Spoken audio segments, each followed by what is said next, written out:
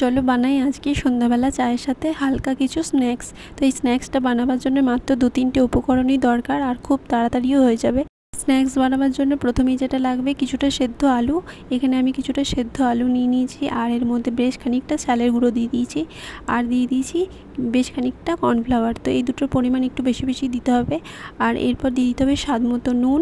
আর তোমরা চাইলে এর মধ্যে চিলি ফ্লেক্স অ্যাড করতে পারো, আমি দিইনি। আর এর মধ্যে অ্যাড করেছি চাট মশলা আর তারপর দিয়ে দিয়েছি সামান্য কসৌরি মেথি। তো সবগুলো উপকরণ দিয়ে একসাথে আমি ভালোভাবে একটা কাঁটা চামচের সাহায্যে ভালোভাবে মেখে নিয়েছি আলুটাকে। এরপর উপকরণটা মাখা হয়ে গেলে আমি এখানে হাতে একটু তেল দিয়ে নিয়েছি আর এইভাবে একটু লম্বা টাইপের ভালো করে পাকিয়ে আমি ছুরির সাহায্যে এটা কেটে কেটে এইভাবে ভাগ করে নেব।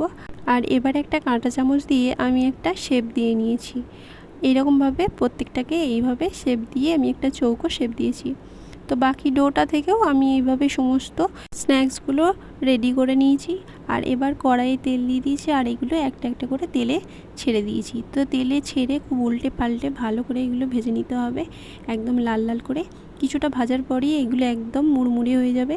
গ্যাসের ফ্লেমটা এখানে একদম মিডিয়াম ফ্লেমে ভাজতে হবে, না হলে ওপরটা পুড়ে গিয়ে একদম তেতো টাইপের হয়ে যাবে। স্ন্যাক্সগুলো আমার ভাজা রেডি হয়ে গেছে। তোমরা ওইভাবে বাড়িতে স্ন্যাক্সগুলো বানিয়ে খেতে পারো সন্ধ্যাবেলা, খেতে দুর্দান্ত হবে। আজকের রেসিপিটা ভালো লাগলে অবশ্যই লাইক শেয়ার কমেন্ট করতে ভুলবেন না।